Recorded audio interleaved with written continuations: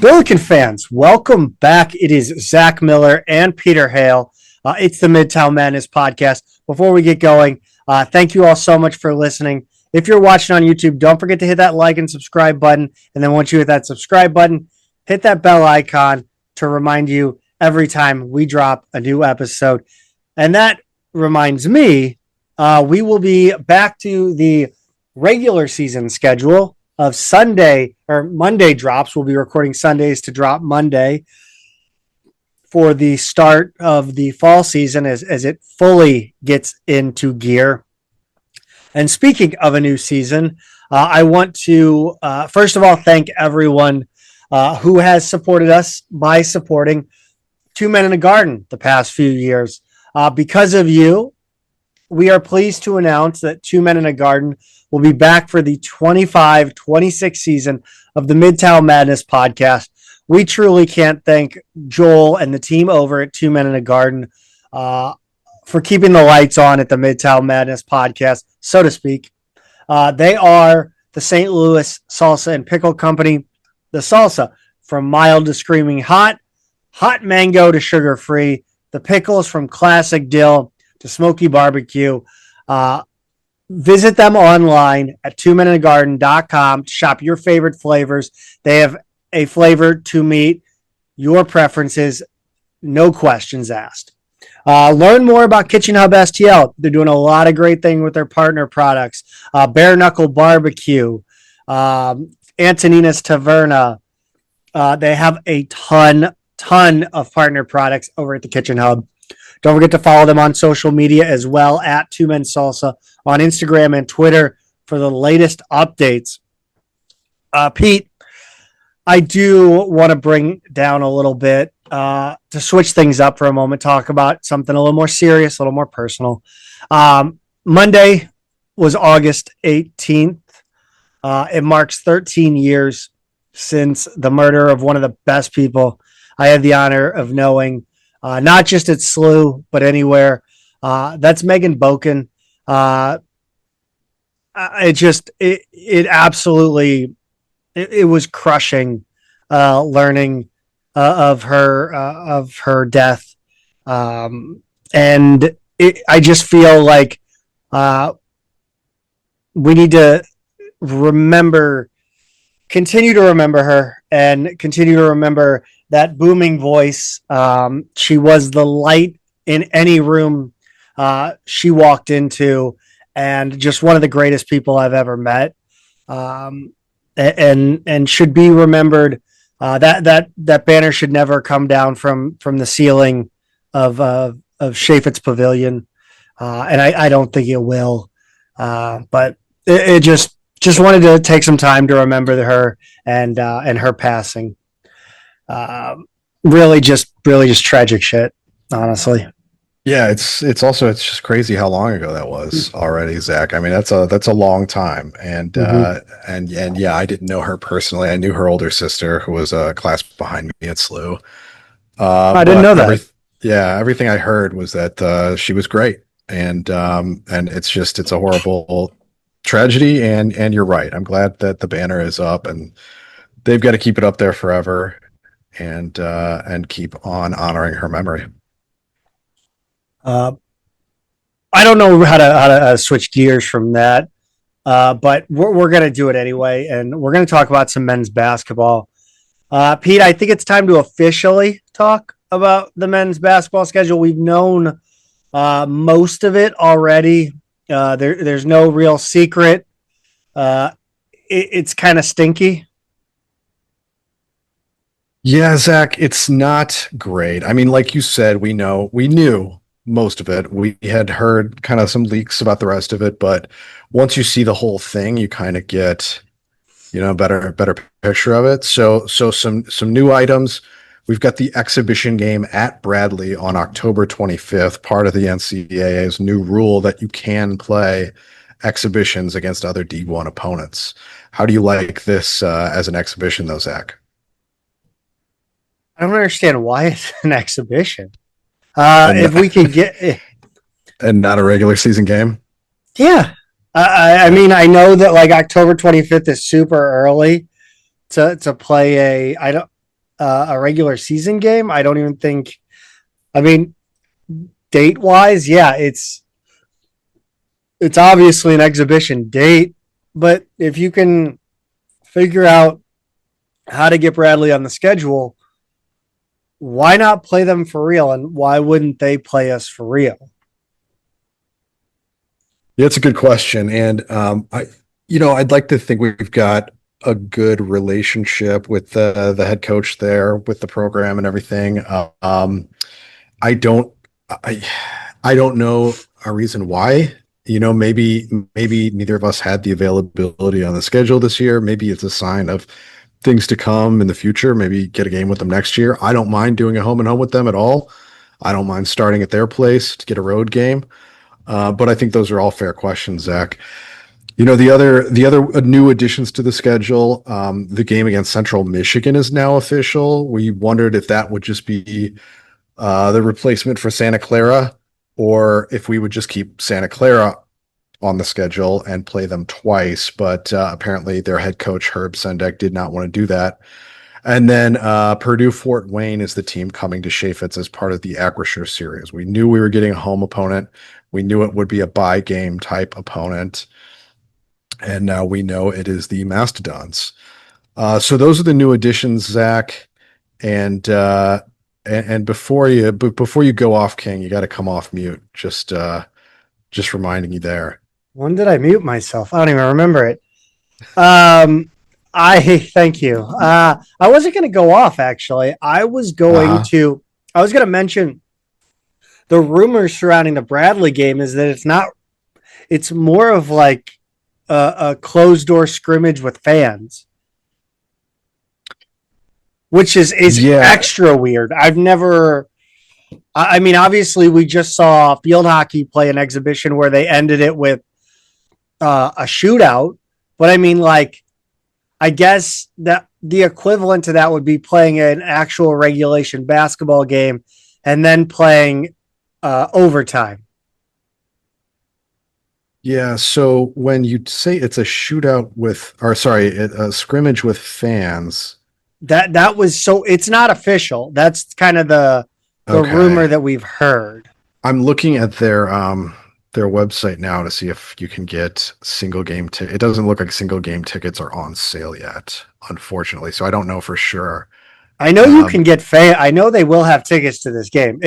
I think it's I think the weirdest part of this first part of the schedule is well, let's wait till we get to the recap of the schedule, because I think there's something really interesting here that they added to the schedule, and we'll get to that. But I think the dumbest part of this whole situation with the schedule is what is going on with the Acrisure Series, because we were supposed to play Iowa, Utah, and Ole Miss in the Acrisure Series. Instead, we're in a pod with Santa Clara, Stanford, and Minnesota, and we get the GD Mastodons at home. Sick league. Yeah, well, and the other issue is that Santa Clara regular season game that we were supposed to have, not related to the Acrisure Series, gets bumped for Central Michigan, right? So you slide pretty far down the net rankings between those two teams. So the whole schedule, it's like a ripple effect of the whole schedule getting weaker, even though we still play Santa Clara. So it's just an unfortunate situation. Schertz said the opponents were pinned in our contract. Then they changed. We found out in July, and then it was just too late to get another decent MTE, right? We saw that last year when we were supposed to be in that Jacksonville one that fell apart, and then we had to throw one together at home. So the other teams that SLU had named in the contract were Ole Miss, Utah, Iowa, Washington, Colorado, and Nevada or San Jose State. But they had the first three that we mentioned earlier lined up initially and ended up with three teams not in the contract at all. And Zach, kind of the part that stings, I guess, adds insult to injury. Grand Canyon is the team that has now gotten the pod that SLU was supposed to have. And my question is, how does Grand Canyon have the power to bump us? And how does our athletic director let that happen? See, I'm curious as to where this falls. Who is handling these contracts? Mm-hmm. Like, who's signing the contract? Is that May? Is that Schertz? Is that Janet? I mean, I think Janet presides over the women's sports, not to be like, I think that's just a thing. So I don't know if it's Janet, but like, does this fall on me? I don't know. But I feel like in some way, this is, insane. Like, how do you let, how do you, how do you just kind of say, thank you, sir, may I have another, and not take any recourse against shit? I would bail on the Acrisure series like last minute. I would be petty. You know me. I would find the most petty ass way to get back at the Acrisure series for this. I mean, I guess my issue here is that they say, well, it's too late for us to get another decent MTE because it's so late in the calendar. And that might be true. That's a fair point. But like, you can't get a few teams together that are a similar level to what we've got now, because it's not like we're losing out. Like, we've already lost out on the 3 opponents that are going to help our schedule, is my point. Yeah. And so I feel like you could put together something else. Santa Clara, Stanford, Minnesota. I mean, no disrespect to Santa Clara. I think they've got a good West Coast Conference program there. Stanford and Minnesota have been in the bottom half of their power conferences for a long time. They're not going to hurt our rating or anything because they play hard schedules in their leagues.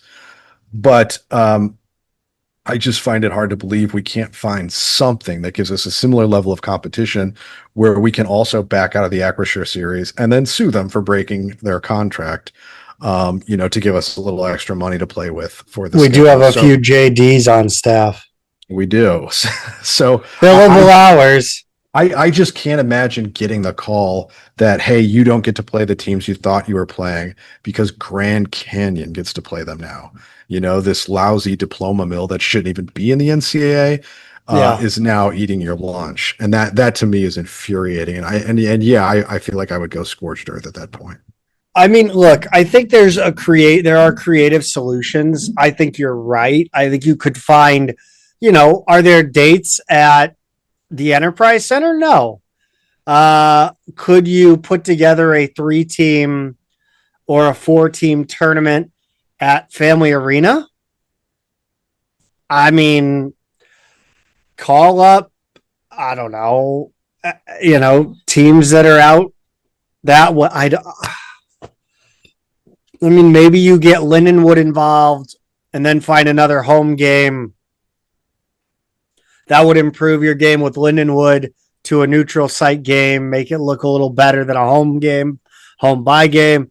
And then maybe find, 3 other teams to fill that tournament. Again, these are all very difficult. I think they're doable, but I think it's tough. Could you do it behind the MTE's back and then bail on the MTE last minute? Wouldn't mind it. I mean, if the MTE is going to tell you to fuck off, like, there's no loyalty at that point. You do whatever you want to do. Yeah, I think that's right. I mean, they're the ones who broke the contract on behalf of, again, Grand Canyon University, which if you start Googling Grand Canyon University, a lot of the first results is Grand Canyon University a scam? It's really kind of Grand Canyon University stock is literally the second one after the official result for Grand Canyon. Just to show you, it's a publicly traded. Is it a good time to buy that stock right now? I don't know. It's probably I haven't looked. It's probably riding a little high right now. Let's see, Zach. Let's see how given how this Acrisure series has played out for them, I'm sure that might have given them a little stock bump. They are right at their 1-year high. So it spiked really high after the election, and it's just gone up, generally gone up since then. It went a little down a couple of weeks ago, and then for whatever reason in the last week, it has shot back up. It's about $203 a share. Sell high, people. It's a good time to sell your Grand Canyon stock, I think. Anyway, the point of it is you should not be bumped from an MTE by them, even though they are a Mountain West team now, all of a sudden. It's just, I don't know. It's just crappy all around. I understand that SLU has no good choices here. They absolutely got screwed. They're not the ones at fault, but I still think you got to fight a little bit more than they did. Yeah, I think the kind of funnier side note of this whole situation, if you can take some humor from it, is that Grand Canyon receiving favorable treatment over SLU is hilarious. If you believe the rumors that Chris May looks at GCU as a model for SLU athletics. That part is funny to me. I mean, you can say what you will about the success that they've given themselves in athletics and how they've made that, but the reason I would not be using them as a model, I think that's kind of crazy, is it's not an organic model. It's hard to replicate what they've done. Unless you just want to turn SLU into a for-profit school and sell the institution. It's just, you can't really do the exact same thing if you have any academic or ethical standards whatsoever. It's not replicable. I mean, everything within their athletics culture, their students, they get credit for attending games. They get like course credit.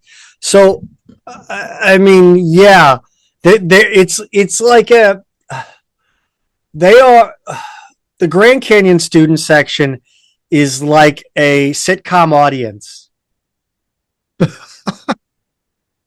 Are there like little applause signs under the scoreboard at commercial break? I mean, to be fair, we've had like clap signs in right in arenas for 50 years now, since the LED board was invented. You know, and we still have, you know, we still have cheerleaders holding up signs, but like, I mean, they rehearse chants and cheers and all of that stuff. I mean, yes. Does the weird cults down at Texas A&M have pep rallies where they have yell leaders? Like, sure. But I mean, that's a tradition going back 100 years. I mean, it may be creepy still and weird. Yes. It may be creepy and weird, but at least that, like, I mean, like, Go Big Blue is the dumbest slogan in history, but because it goes back to the 40s, it's chill. Mm-hmm.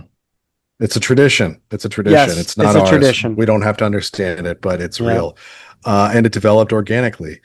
Yeah. So Schertz and SLU and others are blaming this switch at the Acrisure Series for the weak schedule this season. But Zach, it wouldn't be as big a problem if we had other good games on the schedule already and more than one actual road game. So I think in a way they kind of left themselves vulnerable to an MTE shifting under their feet. And after last year's experience with Jacksonville, I just don't think that should have happened, right? Yeah, I mean, I don't understand the soft schedule. I mean, if you look at kind of, do we go into it later? We'll go into it later. Yeah, I mean, as far as the goal, right? The goal of this season, I don't think any time is a good time to throw a weak schedule out there. I think it introduces too many chances for catastrophe. It does, and not enough chances for improving your status with a potential tournament committee. So we start the regular season, Zach, at home against SEMO on November 3rd. Then you've got Chicago State at home 3 days later. Lindenwood on November 10th. Grand Canyon is on the regular season schedule. They owe us a return game from last season. I hope we beat the ever-living shit out of them. especially after getting kind of jobbed very late in the game That's last true. year. That was a tough one to swallow. And then you've got the Acrisure Invitational that starts with Purdue Fort Wayne, Santa Clara out there in Palm Desert, California on November 27th, which is Thanksgiving. And then the next day, depending on the results, you play either Minnesota or Stanford. They stay out there for the beginning of December to play Loyola at Loyola Marymount, our only true road game. And then you come home for 5 straight home games to finish the non-conference schedule. It's Central Michigan, the Santa Clara replacement. It's San Francisco, another return game from last season. Bethune-Cookman, New Hampshire, and Principia College. I would say D3 powerhouse, but they're bad even for a D3 school, as we went over a few weeks ago when the game was first leaked. So that's what we've got, Zach. That's the whole non-conference schedule. What do you think? I think that if you put Billiken Madness on your schedule, it better be a legitimate production. There you go. That's the very first thing on there. And the date on that, Zach, is September 26th. It's listed as an exhibition. I'm sorry. It better be a happening. It better be a production with a, I just don't think you put that on the schedule if it's going to be, half-assed. If you're not wearing your jerseys, if you're not wearing some jerseys, if you're not, it needs to have, contests for kids, you got timeout type games. It's silly to put it on the schedule if you're not going to actually go all out with this and make it an event. Look, what you need to do here's some free advice, Luke. Turn this into a fundraiser for disaster relief for the tornadoes here in St. Louis. There are a lot of people still hurting. I don't know. Maybe it's free with a suggested donation. I don't know. Mm-hmm. And if people donate a certain amount, they get some sort of perk at the event, whether that be a meet and greet. I don't know. But make this an event. Do it real. Make it a dress rehearsal for a game day. That's what this should be. It should be a dress rehearsal for the game day production staff. Yeah. This cannot just be if you're going to put on the schedule, it can't be just a half-assed event. That's all I'm saying. Right. Don't advertise this as a game to kind of just have a scrimmage. Well, the other thing I'll say is you don't have that dress rehearsal for your game day staff because you don't have any actual exhibition games this season at home, right? It's just Billiken Madness and then it's at Bradley. And then because they have so many other home games, they didn't really need more home dates to satisfy season ticket holders. So they don't have, the exhibition against Rockhurst or somebody like that this season. So that's even another reason to kind of go all out with the production on it this year. Yeah, I think we need to get positive here for a second. We should win a lot of games, Pete.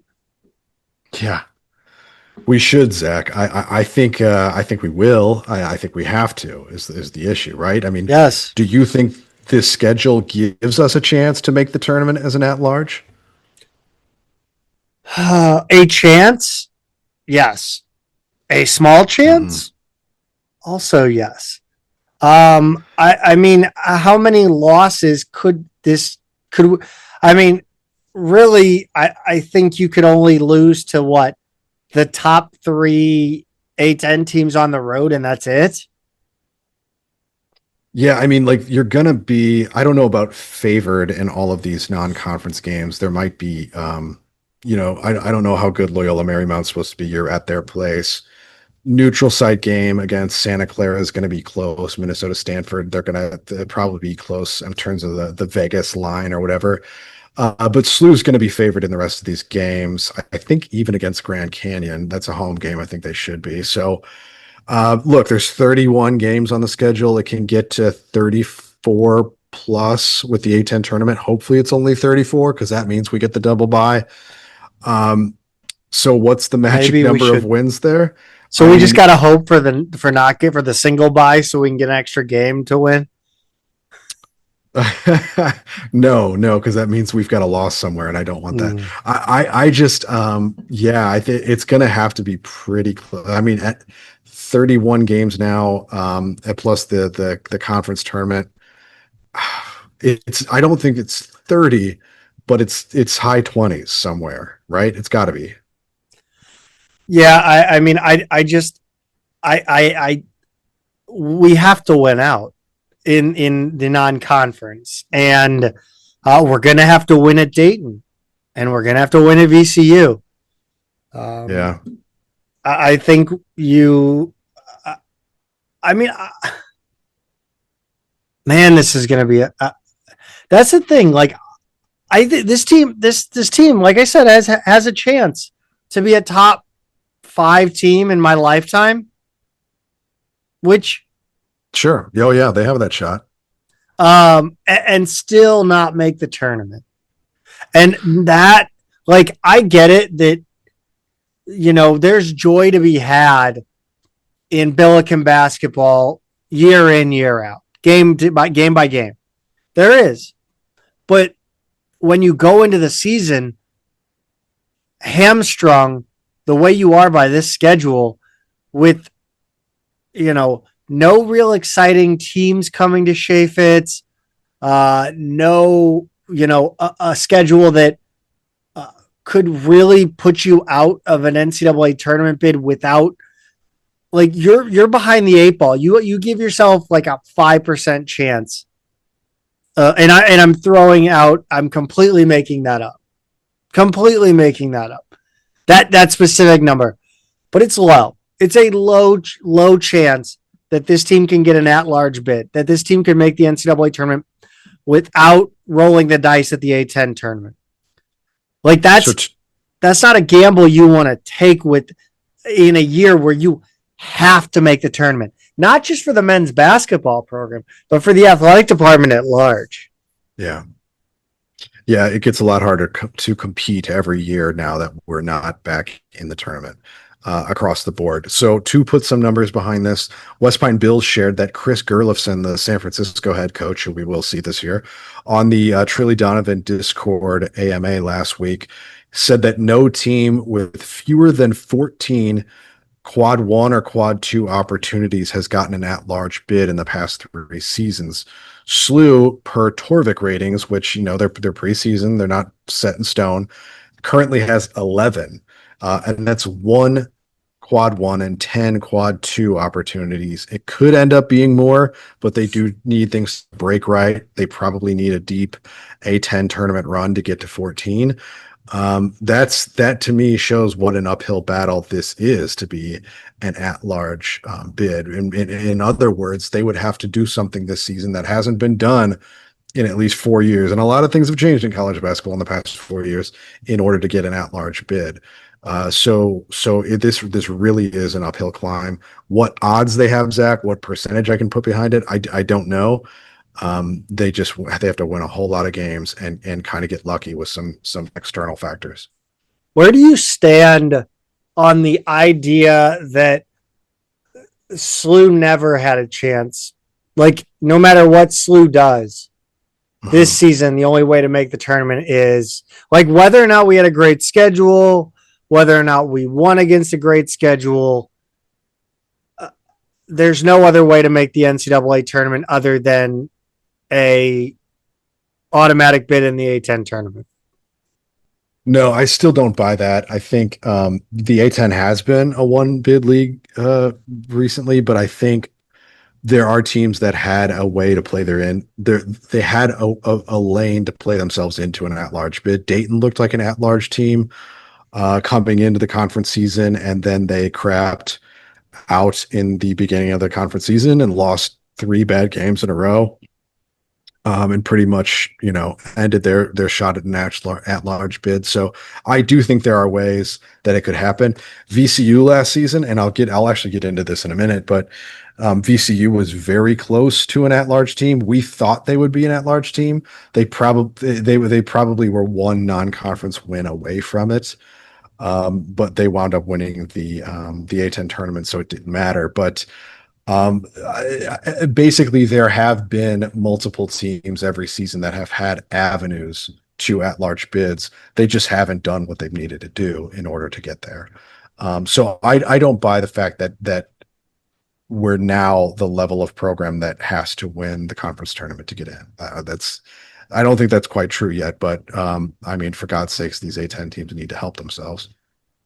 Yeah, it is frustrating too when you spend all last season kind of talking about how the rest of the A10 needs to do their job and schedule better and win games and not shit the bed, and then you put a schedule like this on down on paper, and I don't know. They got the comments were not kind to SLU in response to this schedule. I certainly think that with an average schedule and an A10 championship in the regular season, I think you are absolutely getting into the tournament. But I think it's difficult, and I don't think that the odds are that far stacked against mid majors quite yet. Although things need to change drastically, I think soon, or mid majors are just going to be out. One thing that has been kind of mentioned is that the week schedule was a criticism that Schertz faced at ISU at Indiana State. Did you see any of that the last few years with Indiana State, or were you just focused on how awful Billiken basketball was? I had heard this criticism. I had heard SLU fans say that this was a criticism, right? Like this wasn't something that I heard or saw from ISU fans because I don't care. I don't read their forums or follow them on Twitter or whatever. It was fun for a while.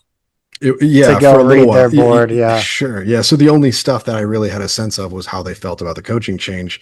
But what they said about his scheduling, I didn't know. So, I had to go look at his schedules and kind of figure out what the story was. So in his 3 years there, the first year they played a road game at number 7 Purdue. They ended up facing Oklahoma in an MTE, and then there's not too much else there. A lot of MAC, Horizon, and multiple lower division regular season games. So with the Purdue game, it's not bad. They're really one game away basically from having what we had this year, though. Duquesne and mostly MAC and Horizon League teams is what they had in year 2. And MTE with East Carolina, Drexel, and Kansas City. Nothing remotely resembling a headliner.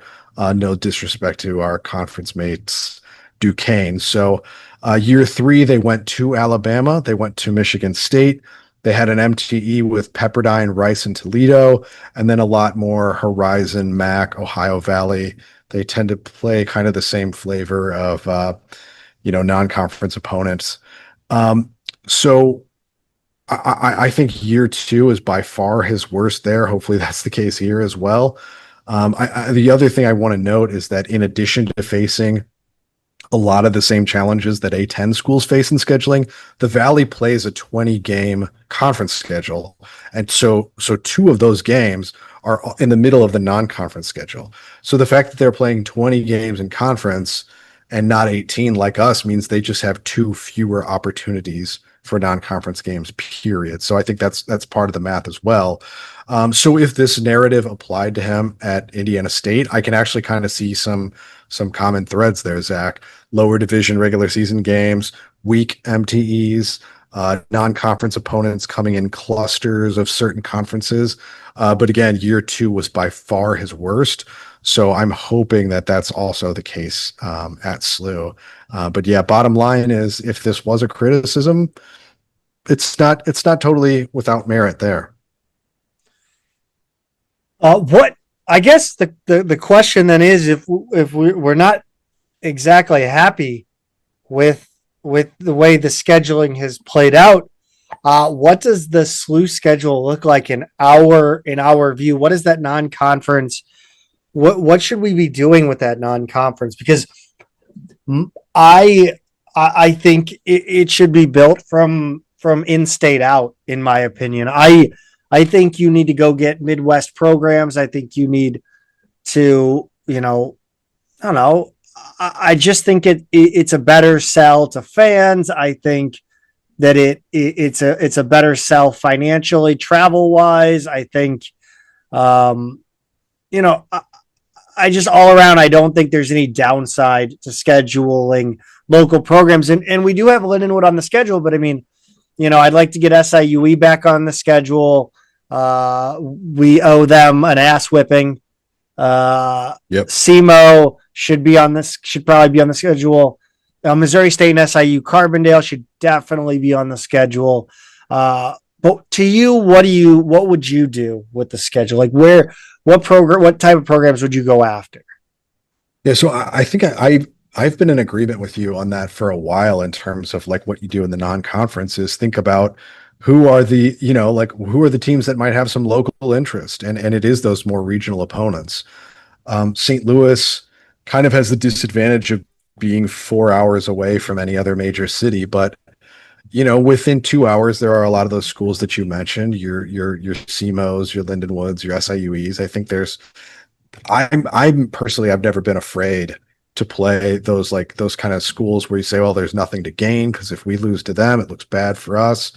It's like, well, it looks bad when you lose to Tennessee Martin or, Georgia Southern or whoever else. Right. So you've just got to, I don't know. I kind of like those games. Those are schools with alumni bases in St. Louis.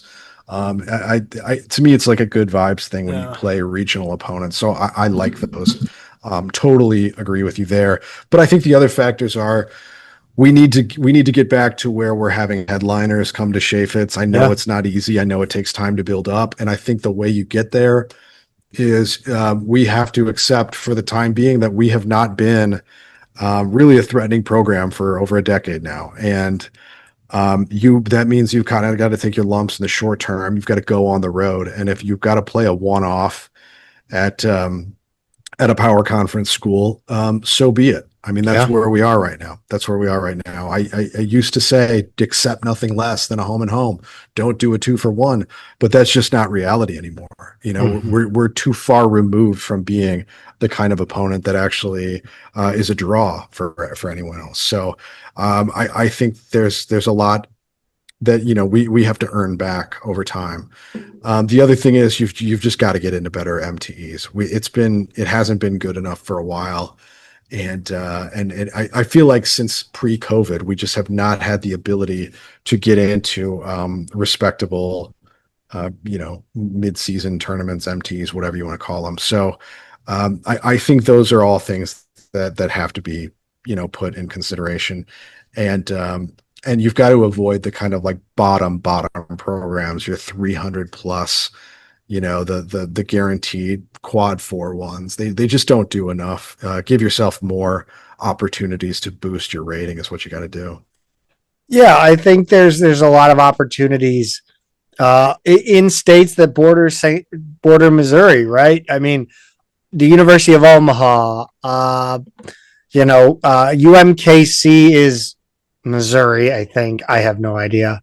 I think, UMKC, Missouri, Kansas City, right? Yeah. Arkansas State, go to Arkansas State if you want, like home and home with them.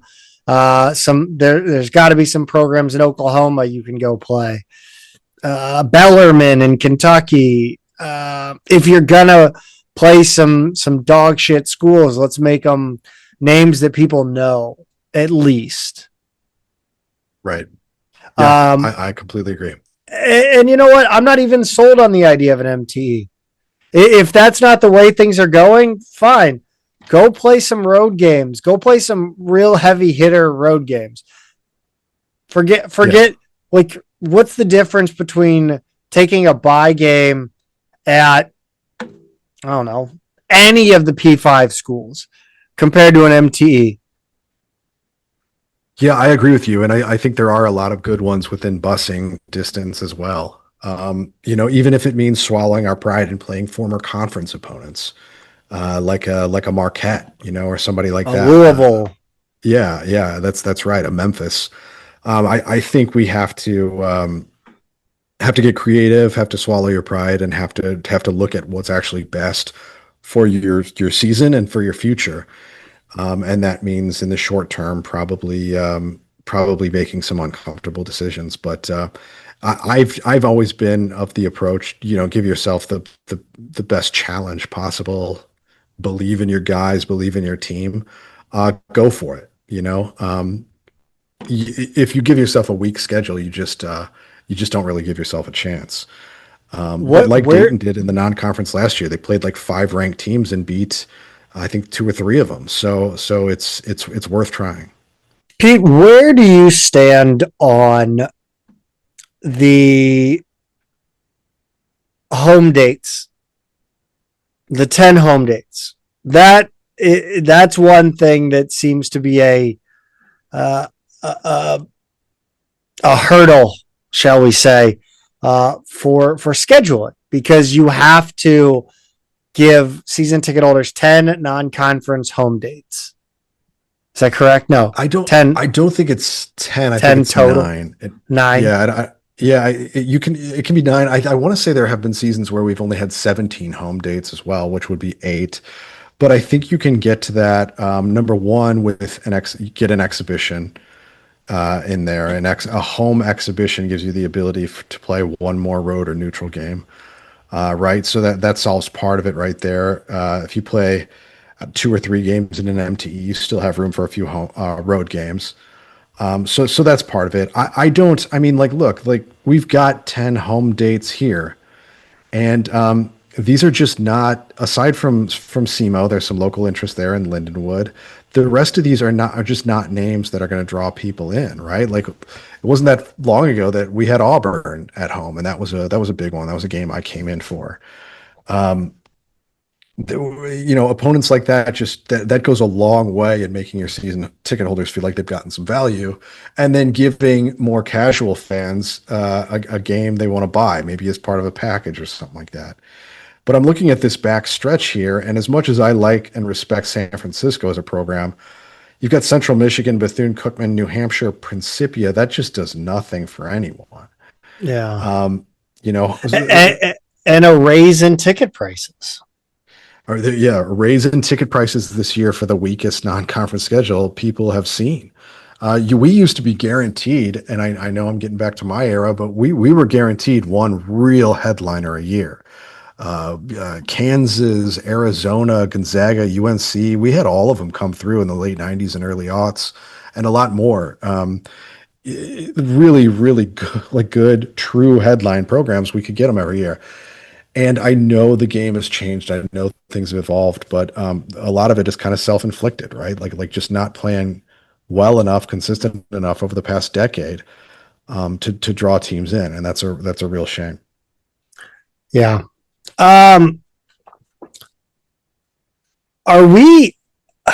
It's weird. There's no Valley teams on the schedule. People have asked the question, are MVC teams not playing us for, any reason? People have thrown out that the Schertz hiring could have rubbed the MVC the wrong way and gotten us kind of put on a no fly zone list. That would be impressive coordination for the conference, because also, I do think we make for an attractive opponent for most of those teams, an attractive home and home opponent. So it would be impressive if they were able to collude and not include us like that. I think of it this way. Well, for the MVC is also still headquartered in St. Louis, right? So that's another thing where maybe they've got an extra kind of chip on their shoulder about it. But I look at it as, let's say, Penn State. Would the entire A10 not play Penn State because they stole a coach from VCU? I find that hard to believe. If Didn't Duquesne, Penn State just bail on that contract with VCU? correct, yeah, VCU has it in all of their coaches' contract that if somebody is hired away, the team that hires their coach has to play them, and Penn State bought them out rather than play the game. They just stroked him a check for 250 grand or whatever it was, which I find very entertaining. But no, I don't think our whole league has blacklisted Penn State over that deal or any other coach that's ever been hired away from an A10 school. I don't think. Maybe it's just the A10. Maybe we're too soft, but I don't think that's a thing that happens. Yeah, it is odd. It is odd. It is odd. I mean, we always play Valley schools. Indiana State is one thing, but the rest of the league. I mean, honestly, would I don't know if somebody hired Anthony Grant away from Dayton, would you be like, hey, we're not going to play them now? That's not right. It's like, no, Yeah. I don't care. Pete, we talked about the path. Does SLU have a path to the NCAA tournament outside of winning the A10 tournament? I think we agree that there's a path. It's a tiny path, but there's a path. The other problem is if SLU does get into the NCAA tournament, how does this schedule affect their seeding, affect how the NCAA selection committee views them? This is the one thing that hasn't really been discussed by SLU fans yet about this schedule, right? Like people who are kind of like, hey, I don't care. I just want to be excited about the season. Or the schedule really sucks. It puts us in a bad place. We're not going to get a bid. The one thing that everyone is kind of not mentioning is if we do get into the tournament by winning 29 games or by winning the conference tournament, we're going to get screwed on the seed. We just are. Like that's just it's a fact of the matter. If we could go undefeated and might not get a 1 seed. It's like that kind of thing that we need to be worried about, right? It's going to be the schedule is just going to be punished by the committee. I think a very reasonable possibility is winning 30 or close to 30 games and being something like a 9 seed, especially if the conference isn't that strong. And I want to give 2 examples. Number one, VCU last season, A10 fans, like we said earlier, thought they were going to be our only at-large team. They won the regular season in the A10. They won the conference tournament and they got an 11 seed. Now, the overall seedings showed that they probably would have been one of the first teams out if they didn't win that A10 tournament. So this one isn't as much about strength of schedule. They didn't have a great schedule, but they missed all of their chances at good wins, right? Like they had some key road games that they missed. All of the kind of better teams, they just kind of weren't there yet. Then they really clicked and put a good A10 season together. 15-3 in the league, got better as the season went on. So I think this one is kind of a cautionary tale because it tells us what the committee thinks of our league these days.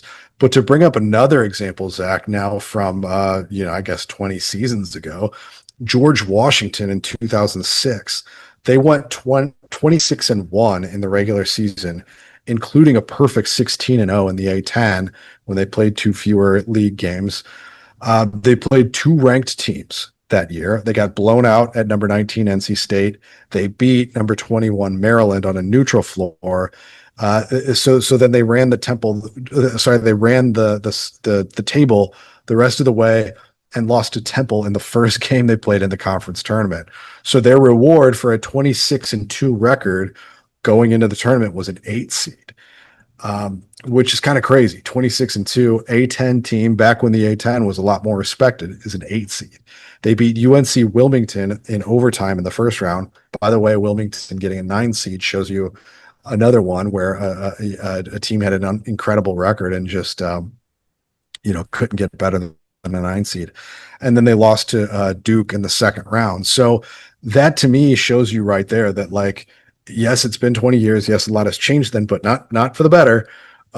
26 wins this season, I don't think will be enough. We do play more games, but if we have 2 losses, say, going into the tournament, our seed is going to be worse than people are going to want it to be. When we had those Majerus Cruz tournament seasons, we were like a 4 or 5 seed, in those last 2 tournaments. I think our seeds went, was it 9, 5, 4, if I have those right, in those 3 seasons, or was it 9, 4, 5? But either way, it's not going to be like that anymore. We really have put ourselves in a difficult position with seeding, and I just don't think that's something that people have really pointed out yet. Should be interesting nonetheless. I don't want to wish away women's soccer season because No. Katie Shields has done marvelous things here at SLU, and continues to. And we're going to get into their opening match of the season after we talk a little more Billiken basketball. We got to talk about recruiting. Pete, fun fact real quick. Kayla Kowalik, Gabby Kowalik's sister, is one of the captains for the Athletes Unlimited Softball League's All-Star Cup. Okay, that is a fun fact. She just hit a double. Okay. I don't know if this game is live, but that I just thought that I look up and it's Team Kowalik, and I'm like, why does that name? Oh yeah, I know that name. Okay, I'm just glad I have your undivided attention, Zach. You do. You have my undivided ADHD attention. I cannot do a single task without something else happening. It's the original split screen on TikTok for all you brain rot homies out there. Let's talk about Aiden Chronister. Hell of a last name. He sounds like a watch. The name, that's the whole name together. I like it's a good one. He's a top 100 recruit from Arkansas. He attends the new school in Fayetteville. I think he's from Rogersville, Arkansas. I better get that right. But he'll visit SLU on September 26th to 28th. It's great news. SLU is the 3rd of 5 visits. He's also going to go to Wake Forest first, Mizzou second, and then after SLU, he'll go to Arkansas State, which is kind of his hometown program, who's been on him from the start. Oklahoma State will be 5th and last. About SLU, he said, I talked to Brett Putz and Josh Schertz. They're a great school. They're a basketball-based school that fits me well. They run an NBA offense, and that is where I'm trying to go. I feel that it could be a spot that could help me get to the NBA. He's still uncertain if he's going to announce a cut list at this stage, really just saying that his attention is currently on the schools that he plans to visit over the next 2 months. As for a commitment timeline, he hopes to make a decision before December to fully focus on his senior high school season. He said, I feel I can't go wrong with any program I choose. That's why I'm only visiting 5 schools. When I get on campus and I feel one gives me a special feeling of a family connection, then I'll know for sure.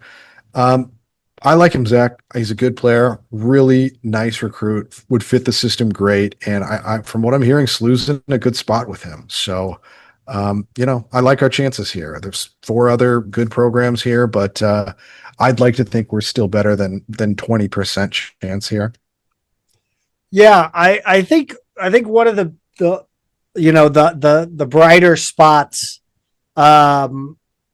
with this preseason, this summer period here, it has been the recruiting. You've got Aiden Chronister. I mean, he's a top 100 recruit.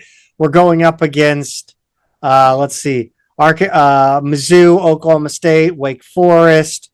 I just think it's a good sign. It's a good signal that things are moving in the right direction with men's basketball specifically. And you have a guy like Quentin Coleman out of Principia, the 6'3" shooting guard, who has named SLU in his top 6. He did, and the other schools are Illinois, Texas A&M, Texas Tech, Iowa, Wake Forest. He's been on campus before, but I think we're going to get an official visit from him now that this list is out. The other thing I'll point out, Zach, is that he blew up this summer. Absolutely blew up. He went from, yes, a D1 prospect, starting to get some good offers, but then what he did for Brad Beal Elite this summer, especially at the Peach Jam, all of a sudden offers in July started to pour in. All five of the other programs are July offers, right? So they're about 4 to 6 weeks old as we speak. SLU offered way back in February. We were his second offer after Austin P.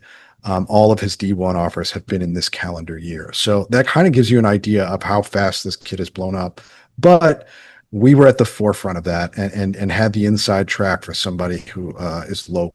So that's really exciting. And the other thing I want to say about the visitors and about the guys who have us on their finalist lists, these are all really high quality recruits. A couple guys have already made this point on Twitter today, you know, Gaines, Jack, West Pine Bills, but they've pointed out that there's real we've been saying it for a while, but there's real value for a program at our level creeping up the rankings in terms of where we're targeting our high school recruiting.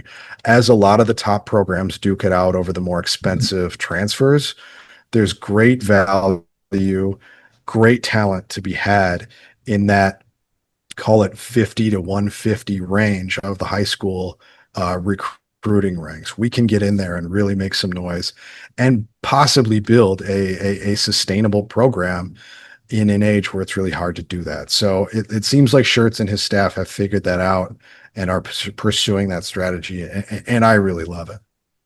Yeah, I like the idea. I worry, you know, on the back end of, you know, you get him in for 1 year and then like, what value does he provide in 1 year only? Like, does he, you know, play a McCautry role and then head out? You know, I think it's only as good as how you know, they had us in the first half, not gonna lie, right? You've got to finish the deal by holding on to them, retaining them, and I think that's really where I think you win with this sort of strategy. Now you can lose with that sort of strategy, but I like that we're getting our name in places that we haven't in a long time. That's absolutely it. Retention is the name of the game. Recruiting never ends. It's exhausting, Pete. I know that. I can't imagine how exhausting it is for these coaches. I mean, I cannot believe we haven't seen like a mass exodus of college coaches in many sports. I know we saw a ton of the old heads retiring. And you know, I wonder how many coaches have gone from like loving life to just absolutely miserable day to day. You know, it's going to be interesting because you're right. I think there definitely is a generation of coach who's just like, I don't need this anymore. But then there's the younger ones who are going to be like, well, hey, this is kind of what we know. And this is, you know, maybe they're succeeding in this space and they found a way to make it work for them. So I think there's always going to be a generation of people who are just kind of like, this is the name of the game now. I can operate within this space and they do it. You know, all of our coaches have been around since before all of this stuff changed and they're hanging in there and they seem to be doing well. So I don't know. It's a good question and we'll see how it plays out for sure, Zach. I do want to close the loop on one guy before we move on for men's basketball, and that's Pops Dunson, Gregory Pops Dunson. He's down to 2 schools. It's Duquesne, it's Colorado State. SLU had previously offered the 6-foot 2026 point guard from Georgia, but that closes the book on his recruitment. He is Dunson with SLU. There you go. Well played. You know what else is well played? Every single product that 2 Men in a Garden has on the market. You're right, Zach, and I can say even the kind of weird ones. They have the there's a pickle variety that I bought in this latest order. The smoky barbecue is fantastic. It's one of those products that if you just told me about it, told me what it was, I would just say no, thank you. But forced myself to try it a while back and bought more. And I love these things. They're weird, but they're great. There's just like everything about them shouldn't work, and it does. I think you should try them as well. twomeningarden.com. This is not one that I've seen on shelves in stores. Maybe you could find them if you run into these guys at a farmer's market or something. But go over to twomeningarden.com and put it in order. Throw in a jar of these.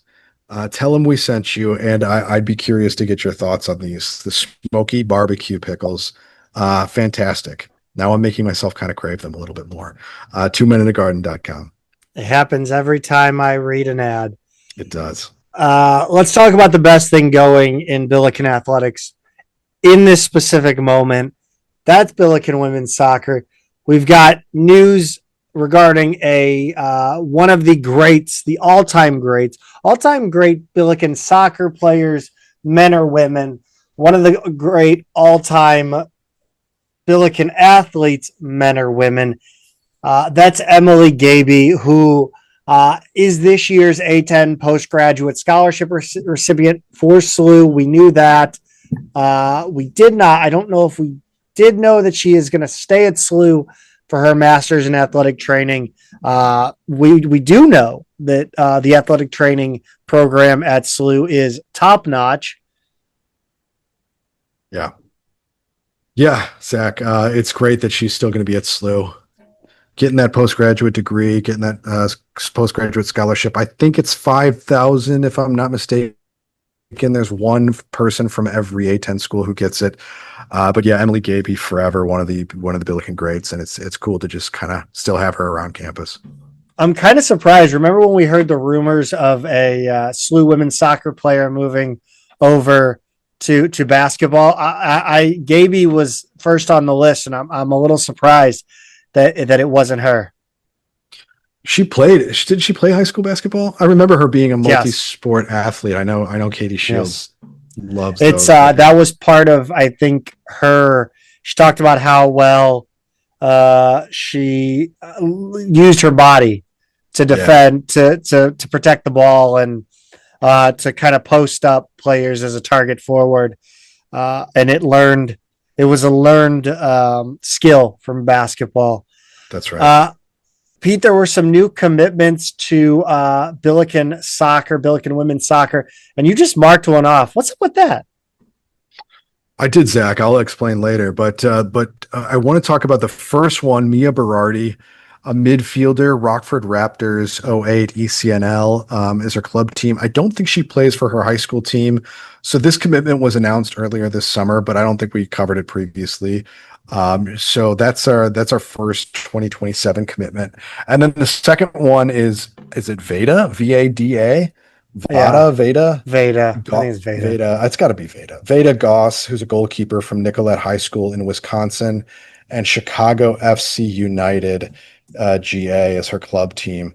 So yeah, two new exciting commitments. I know we've got more on the way, but still confirming those, Zach. So we'll have more to talk about in the coming weeks. But before we get into all of their recruiting and games and everything else, the A10 preseason poll came out, Zach.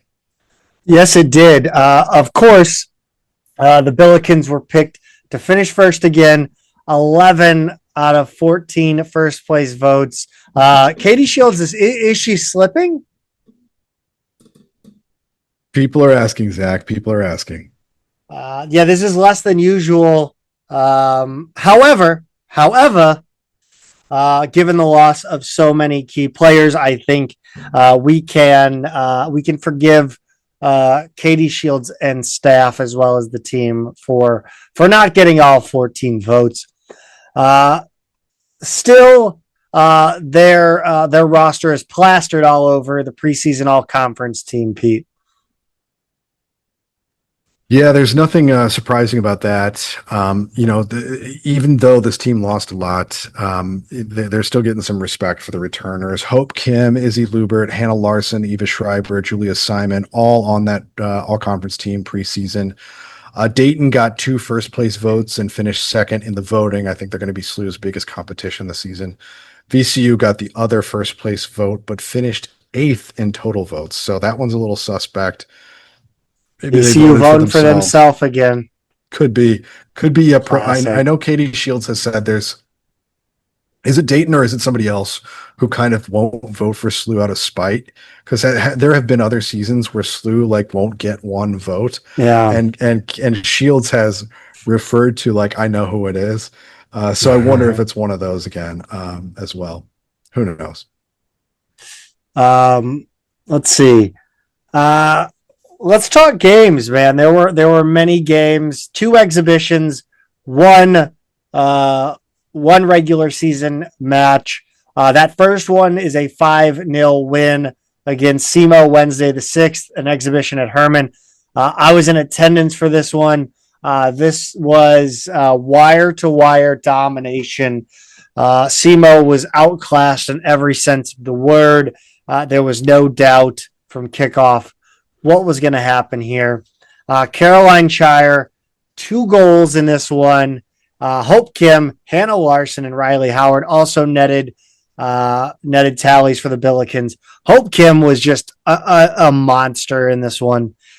She's on another level, strength and speed wise, at least from the SEMO team. I think she fits the bill as that Emily Gaby type replacement. I think she brings that speed and that physicality, and add in that she is more physically imposing height wise than Emily Gaby. I think she gives just another that adds just another weapon in her arsenal, being aerial battles that I think she can win. Whereas Gaby was much more of a low to the ground type player. All 3 goalies were given playing time. They did not have much to do in this one, Pete. I think Namu Karani came in with like 15 minutes to go in the first half and didn't touch the ball until 10 minutes into the second half and didn't see a shot. The ball just was passed back to her. So as Stu said, basically the entire game was playing the SEMO's half. SLU outshot SEMO 29-1, 13-0 on goal. It's a tune-up game. Play Appalachian State or some slack Division II team. Beat the living shit out of them. Yeah, I don't think SEMO's supposed to be very good this year, but it's always reassuring to see SLU come out and do this in the first game when you do have question marks, right, about a team that has so much turnover. So they kept it going on Saturday the 9th, Zach, against Evansville with a 4-0 win, also an exhibition at home, the final tune-up game before the regular season. SLU scored less than 90 seconds into the game, scored again less than a minute later, and made it 3-0 in the 7th minute. The first goal was Hope Kim off an Izzy Lubert corner. Kim also had the second goal on a brace, according to Lord Elron on Billikens.com. He's been great on the recaps lately. Yeah, needed that the other night. Yeah, it was her shot in the 7th minute that was deflected in by Hannah Larson. You just talked about Hope Kim's strength and speed in that previous game. The photo from this on the official SLU website for the recap was her dribbling between 2 Evansville defenders, one of them just kind of starting to attempt a tackle with Kim kind of keeping her at bay with an outstretched left arm, and then the other one's trying to reach for her with her arm, but she just looks like she's in absolute control of both of them, and they're just not in her league, right? Even before these games, I kind of had her in mind as maybe not Emily Gaby exactly, but kind of that big threat, that big goal scoring threat for SLU this season. And man, she's only a sophomore, so that's really exciting. The Bills outshot Evansville 29-3, 11 corner kicks to 0 for the Purple Aces. Why don't they list goal scorers in the official exhibition game recap, Zach? That's one thing I kind of wonder. Like, what's the harm of sort of throwing them in there? something I've never quite been clear about while you're coming off mute. Yeah. Yeah, no, I don't really know. I don't know. The secretive nature of exhibition games is a mystery to me, but it's not my decision. Yeah. They're professionals. Um, Yeah. you know, I mean, I can understand like not wanting the video out there as you're yeah. kind of working through some stuff, but just to say like stats, I don't know. I suppose it is more data for your future opponents, but I feel like they can find out one way or another, right? So I don't know why they don't do it. It's even worse on the men's side, though, as we'll find out soon. Um, yeah. I was trying to pull up the picture from the SLU website. Thank God for whoever was running the SLU women's soccer social media on Thursday, August 14th against Kansas City. So I Yeah, didn't have to pay to watch the Horizon League Network or whatever, the Summit League Network, Summit. whatever. Yeah. The regular season opener against Kansas City, 4-0 win. Uh, it's a taste of sweet revenge.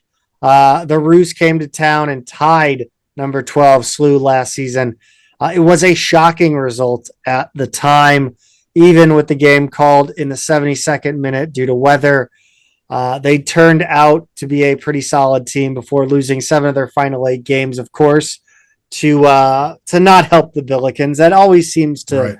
to happen. I'm not saying that's a SLU specific thing that happens. I think that happens to everybody. Right. The scoring, they were picked to finish last in the Summit League this season. Scoring got going early in this one, and all of the 3 of the 4 were from corner kicks, a spot that SLU really struggled with since the departure of Chris Allen. Yeah, and last season, as good as they really were not scoring off of set pieces, especially corner kicks. I think until like the conference tournament and then into the NCAA tournament, when they kind of started to click, just right at the end, they got better with them. But yeah, it was just not a spot of strength last season for that team. But Izzy Lubert lined up, took her first corner kick of the season. It somehow bounced through the crowd, found its way to the forehead of Lucy Schertz, who scored on SLU's first shot of the season just 39 seconds after kickoff. Then in this, It was, I mean, I think the most impressive part of this goal was that she was able to react in the time, I mean, certainly she had no expectation that this ball was going to get through, but to her credit, she was ready for it and she directed it right into the back of the net. Yep, she was there. I can't say I give Kansas City a whole lot of credit for their defense on these set pieces, but you take what they give you, right? 32nd minute, Emily Fox finished Lubert's second corner of the game on a goal initially credited to Hope Kim. Kim got the other assist. The video's a little bit grainy, Zach, but it seems like they were both right there, and I guess it was kind of one of those bang plays where they both touched it. That was and that. Fox just had it last. Yeah, Fox did touch that last. I kind of gathered that, but again, it's. I think I think there were 2 of the 4 goals were mislabeled initially. Yes. Both the second and third goals were mislabeled. So, yeah, stop us if you've heard this one. 59th minute, Lubert swung in another corner kick, went over most of the crowd, again, just like on the first one, bounced to the waiting Schwartz, who pushed a header to the front of the net, where Riley Howard made sure it went in. This one I actually did see. Schwartz got the initial credit, but you could see more clearly on this one that it was touched a second time. So wasn't surprised when the credit got switched on that one. But Lubert's 3 assists, Zach, all on corner kicks, were a career high. Yeah, she was A10 Player of the Week, I believe, too. Yeah. Or was she the Player of the Game? I think she was Player of the Game. That's what it was. Emma Parker played the first half in goal. Nimu Karani played the second. Karani made the save on Casey's only shot on target. I tell you what, Emma Parker is a tall goalkeeper. The difference in height between Parker and Percelli is stark. 5'9" Percelli. I think, what is Emma Parker, 6'2"? 6'1", she's listed at on the official roster. Now you had me Percelli, 5'9", 5'9". 5'9". Yeah. So that is quite a difference. Yeah. After missing almost all of last season with injury, Camille Welker was the only Billiken to go the full 90. That has to feel good for someone who had a season-ending injury the year before. Yeah, no one else played over 60 minutes. 63 minutes, I guess, was the second one. But yeah, I mean, we had read about all of the kind of different pins and plates and all of the different rehab and everything it took to kind of get her back in shape. So playing 90 minutes does seem like a really positive sign. But I do want to go back, Zach, and cover that fourth goal because they did get one in the 84th minute. Not on a corner kick. Audrey Smith on an assist from Addison Stansiak and Adi Brosder. Brosder? Man, yeah, that's a tough name. Sorry. She's the one who made the run, though. Nice move to lose the KC defender, and then the pass to Stansiak, who put it on net. Smith had a little deflection for the goal. It may have gone in without her waiting there, but she kind of just made sure there. But SLU used 12 subs in this game, including Karani. Shots were 15-3 in SLU's favor, 12-1 on goal. Corners were 8-4. Fouls were 11-11. Kim and Stansiak both had yellows for SLU. They got Kim out of there right away. Didn't want to risk losing her before the Penn State game, Zach. I have a feeling that Hope Kim is going to see a lot of yellow cards. Just given her size and her strength. Yeah. I feel as though the A10 is gonna like to book her. That's interesting. We'll have to follow that storyline this season. I hope she can kind of stay out of the book. But, I do too. And I'm not saying she's a overly physical player or a dirty player. I'm just saying, like, I think she's gonna be out of a lot of the A10 players' leagues physically. Sure. And I think refs aren't necessarily going to know what to do about that. So, I mean, set pieces appear to be back in pretty good shape. Like we said, after a down year last year, I guess the next question is how productive can they be from the run of play? KC really parked the bus here. They wanted to hold SLU to a scoreless or low-scoring draw again. Again, not the prettiest performance against a pretty damn bad team, but they went on the road and took care of business. Again, going on the road, not afraid to go on the road early in the season against a bad team. I like it out of Shields. Yeah, I mean, and it's not bad for a team that's kind of got a lot of new starters to get their legs under them. They had the two exhibitions against weaker teams now this game, and things are about to get a lot harder, Zach. But this was SLU's biggest season opening win since 2015 when they beat SMU 5-0 at home, which seems crazy that it's been 10 years since they blew out somebody like this to open a season. It's going to get a lot harder. The Bills are up to number 23 in the United Soccer Coaches poll, but on Thursday, the 21st, tomorrow, if you're listening to this on day one, they go to number 11, Penn State. Then they host Mizzou on Sunday, the 24th. Last season, SLU won 2-0 at Mizzou, and they lost 2-1 at home against Penn State. So these are both teams that they know well, but these are both really, really tough games, Zach. I cannot wait to watch this game on Thursday, yoinked out of my mind on anesthesia and pain pills. Yeah, that's right. And you've got a good reason for doing that, Zach, not just kind of. No, I'm just actually going to just settling in. I got surgery on Thursday on my knee. But that doesn't matter. What matters is the pain pills and the anesthesia. Yeah.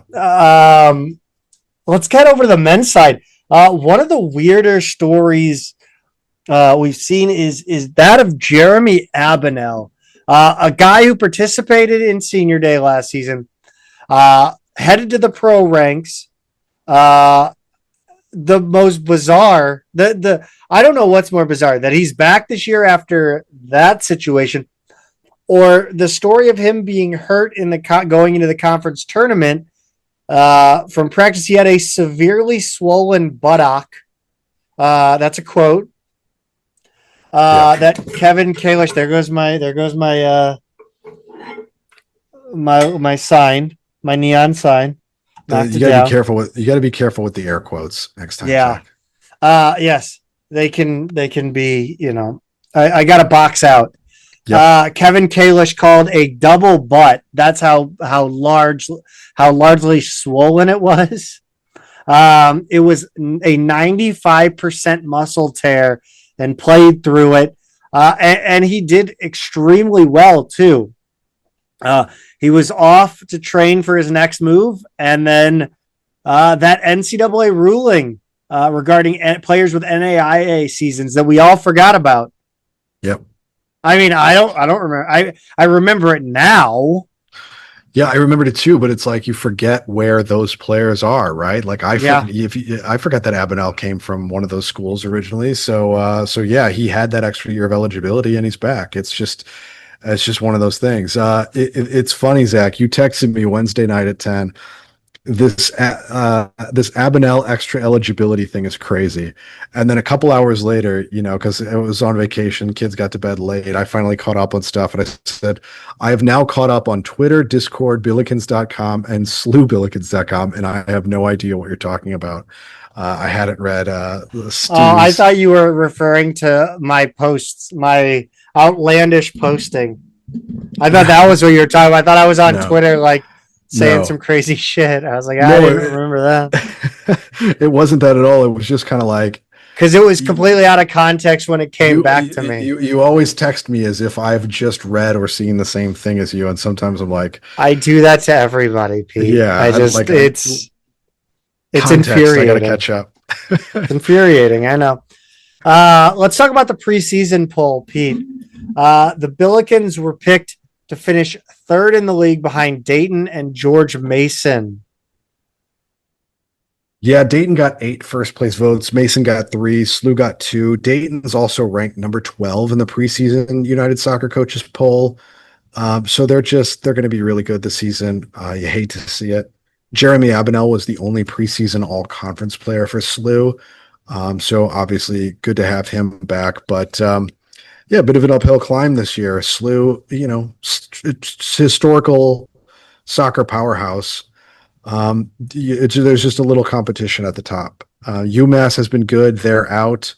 Fordham's typically pretty good, but it's Dayton and Mason have kind of emerged in the last couple of years.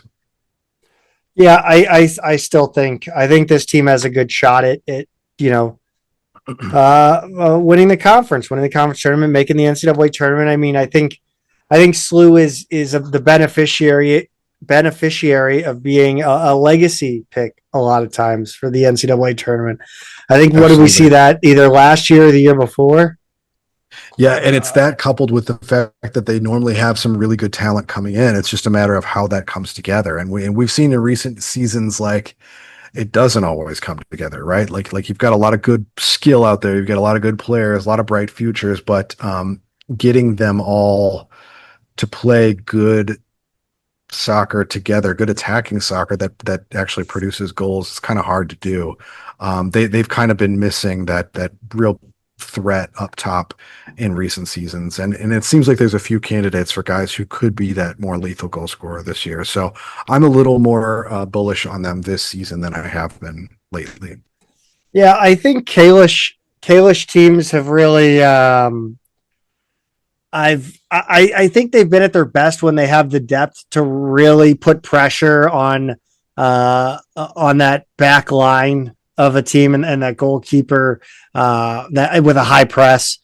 And I mean, I think my view of college soccer has always been, make it chaotic. These teams aren't good enough. The teams are not good enough. They're not skilled enough to play consistently from the back and play that kind of pro style, play route one, put pressure on the other team's back line and try to muck it up. No short corners, throw it in there, let shit get weird, and maybe you grind out a goal. Now, am I saying you can't see some spectacular goals from a Billiken team? No, but I think it's it's more of a muck it up style that garners results, at least in the A10, I think. Yep. Absolutely. They had some exhibitions. By the way, it's still a bummer that the exhibition game doesn't necessarily the welcome week always lands on an exhibition game anymore. Yeah. I really enjoy it when that atmosphere is around, because that is one of the best things. I wish they would focus a little more on the collective of the students rather than the individual floors. Right. But what are you going to do? But I love the atmosphere, and it always seems to go to a little bit of a waste with an exhibition game. But anyway, SLU visited Notre Dame, and they finished at a 1-1 draw Wednesday the 13th. I didn't see anything other than the score. Yeah. So I saw you post this in Discord, and I guess nothing was posted anywhere about the game. Like we said, SLU didn't say a word on the official site, social media accounts. Notre Dame men's soccer, they posted, "Got better tonight, go Irish," and then there were 4 photos, but that was really it. For the game. So we just don't have much of a story for that one. But on DePaul against DePaul on Saturday the 16th, Zach, the 3-0 win, we actually did get some pretty good notes on this one. Yeah, Lord Elrond again coming up clutch on Billikens.com. Yep. The first goal was in the first half. Braden Benier from Tanner Anderson, the new Mr. Anderson. Second and third goals were both by Jackson Delkus, and with the last one coming on the final play of the game. The Billiken goalies only had one save to make all night. Abenel played the first 75. Marcus Steinhauser finished it off.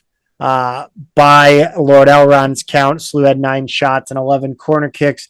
DePaul had 6 shots and 3 corner kicks. So it sounds like there was some competition there, but definitely definitely an exhibition. Yeah, and then SLU Balls on Billikens.com, good name, right to the point. Yeah. Added some other notes. He said the first half was boring, the second half opened up. Added that based on who played last night, there's a lot of gelling to do to take advantage of the talent we have. However, I will say the freshmen, especially the ones who played for City together, looked sharp and comfortable out there. The flow picked up when they were out there. Maybe their comfort level with each other, or maybe DePaul was playing second string. Don't know, but I very much like their play overall. He added that the Marquette transfer, Abdul Karim Pare, is fast, but SLU didn't really do much of a good job finding him. Theo Franca, the freshman from Brazil, had a couple chances he'd probably like to have back. Simon Betcher, the St. Louis City Simon Betcher to the Billikens Theo Franca. How many missed chances has Betcher had for City this year? That's it. That's a good comp. Good, relevant comp. Zavi O'Neal, the Boston College transfer, did not play. So, yeah, good notes. Thanks to both of those guys for hooking us up with that information. Appreciate it. Next up, Zach, men's soccer, Thursday the 21st against South Florida at home while the women are on the road. Sunday the 24th, they host number 5 SMU. Both games are at Herman. The Bills actually start the season with 6 of their first 7 games at home. So a little bit different than last year when they were on the road a lot more. Pete, let's head over to the women's side for basketball. The non-conference schedule was released today. As we're recording this, I actually popped on over to SLUBillikens.com to I don't remember why. To look at that photo, and then I realized that the women's basketball schedule has been released. We've got, let's see, the Billikens will open the season on the road Monday, November 3rd at Missouri State before returning to Chaffetz Arena for a 3-game homestand in which SLU welcomes Middle Tennessee State on Thursday, November 6th in a doubleheader with the men's team who will take on Chicago State. I don't remember the last time they did a doubleheader. They did one, was it 2 years ago? That would explain it. Yeah, I don't think they did this last season, but I want to say it was when I was in town a couple years ago. It was when SLU had that MTE with like Quinnipiac. Mm, Oh no, sorry, that was last year that we had that. No, so I so don't it think must have they been a did. different time. I thought they had a doubleheader a couple of years. Anyway, I'll figure it out. But the homestand continues with games against Northern Iowa on November 9th and Southern Indiana on the 12th. Then a pair of road games at Murray State on November 15th, Illinois State on the 21st, before they go to Nashville for 2 games in the Music City Classic on November 25th and 26th, right before Thanksgiving. We don't have opponents or tip times for those games yet, but hopefully soon. And then they come back home, Zach. Yeah, so you're on mute again. So they come back home to host Evansville on December 7th. Son of a bitch. In-state rival Missouri on December 14th and Jacksonville State on December 17th. Then they will travel to Ohio University on December 2nd or December 20th. I'm sorry. The non-conference schedule concludes Sunday, December 28th, when the Billikens host University of Health Science and Pharmacy, the artist formerly known as St. Louis STL Cop, College of Pharmacy, right? Yes. The game will be, again, part of a doubleheader with the men's team who will face Principia. The women will be included in the Billiken Madness event, which we mentioned will be Friday, September 26th at Schertz Arena as part of SLU's Homecoming and Family Weekend. I do love Homecoming Weekend. It is good. It's the best. I'm the fireworks, but yeah, it's I also my first homecoming, not to bring it down, my freshman year, the homecoming was right after September 11th, 2001. Nice. Right? Yeah, so that's the first thing basically that happened after I went away to college. And so, it was a weird time to be, out in college on your own and all that kind of stuff. And so homecoming that year was the only year that was like kind of a bummer with the homecoming comedian, because they always have a comic in the Jesus. Bush Student Center. It was David Cross. And, so he comes in. Oh God. It's right after 9/11. He did not know that SLU was a Catholic school. And he had like a 5-minute bit on the Virgin Mary.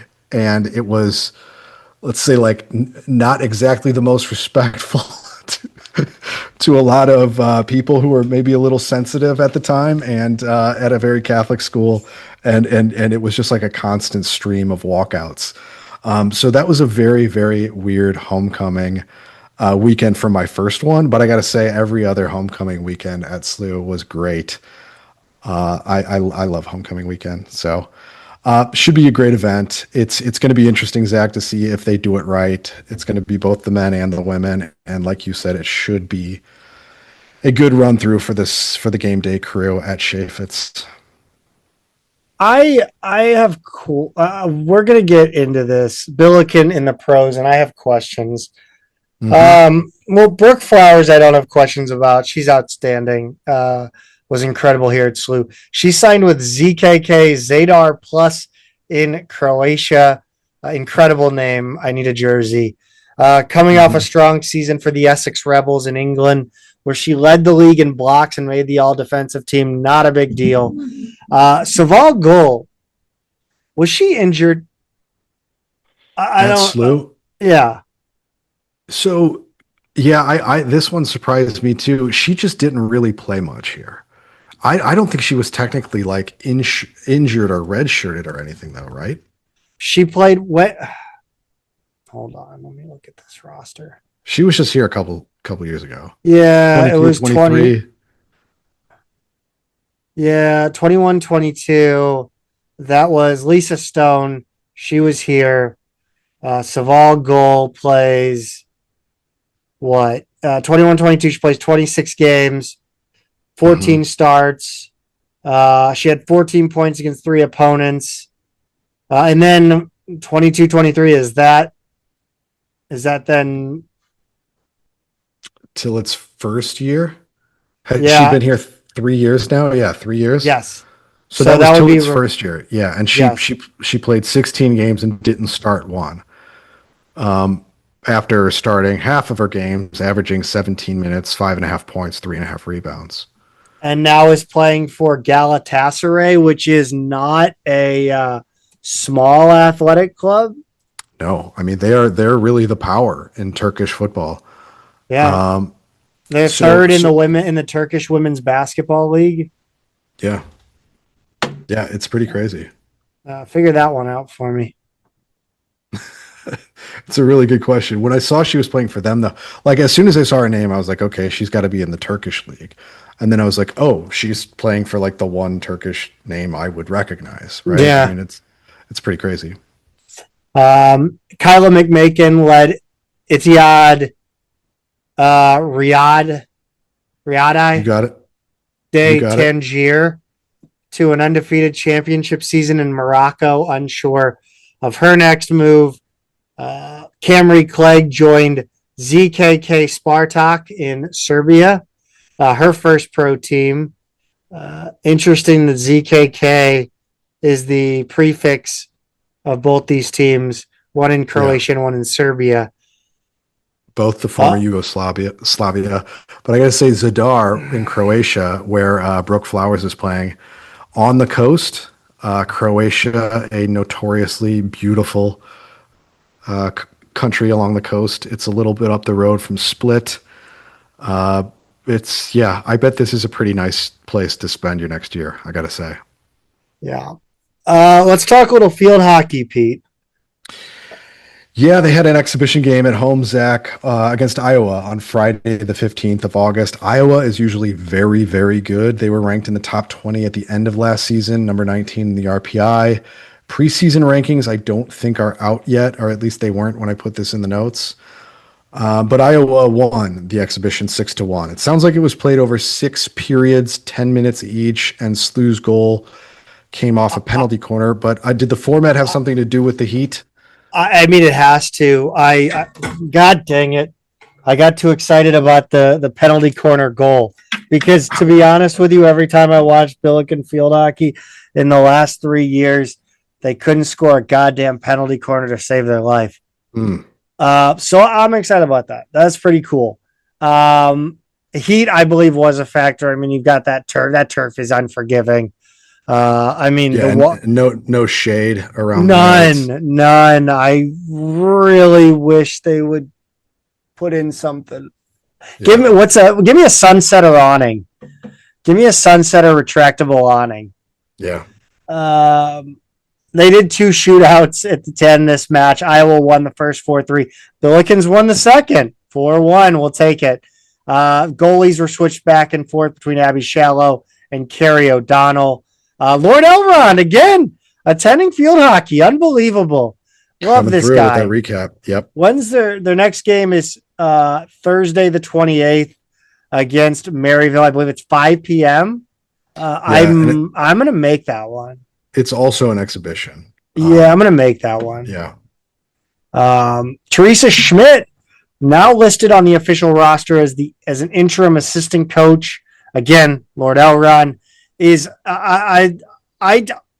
Lord Elrond might be the biggest sicko on earth.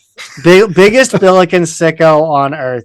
This guy visited. Was he not the one that visited? No. Who visited? Is that Okie Billiken? Okie Billiken, yeah. Those two have emerged. Yeah. I mean, they're two of the biggest Billiken fans on earth, I think. Yes. Yeah. She apparently went to Koryezu, played at Bellarmine in college, and was an assistant at Koryezu last year. Swimming and diving, man. God bless Mary Woods. Yeah, speaking of coaching moves, they SLU officially announced her resignation as head coach of swimming and diving. So Woods is leaving to become an assistant coach at Kansas. We knew this, Zach, about a week before the official announcement, thanks to a really nice post the swimming and diving program left on their Instagram account. Yeah, it was really nice. It was heartfelt, and it really felt like Mary Woods stepped up in a time of crisis for the SLU women and SLU swimming and diving program, and led them through a really challenging time. It's a tough job, thankless job. Water conditions over there have, not always been the best. I know there have been complaints from athletes about that. And I know that program doesn't get any love. So, Mary Woods, thank you for all you did for SLU swimming and diving. I know it's clear you meant a lot to the athletes, and best of luck at Kansas. And there's really there's no comparing the two, I don't think. No, there isn't. Volleyball, Zach, exhibition game against SIUE on August 23rd. They start the regular season the following week. Cross country, meanwhile, doesn't start up until the last weekend of August, so not much to report there yet. No, but baseball announced their full class, 20 new players, 4 freshmen and 16 transfers. It's honestly, we'd be here till 10 p.m. probably to go through. So if we have a chance, we might, we'll do something. We'll do something to talk about them. But that's going to do it. This will be the last episode of the off season. We head into the regular season next year. Again, if you're still listening, by the way, head over to 2minutegarden.com, order some stuff. Let them know that we sent you in the comments on your order. No promo code. Just tell them 2 Minute Garden sent you, so they know that the people who support us support 2 Minute Garden. Pete, no matter whether or not we have coaches quitting at inopportune times, we're here to cheer on the Billikens and want what's best for the Billikens and the student athletes. That's absolutely right, Zach. That's always what we're all about. Billikens student athletes first and foremost. We love the place. We root for all of them. And no matter what we say, no matter what we might have that's negative at times, that's really what that's where our heart is. That's who we're rooting for. Yeah. Go Bills. Go Bills.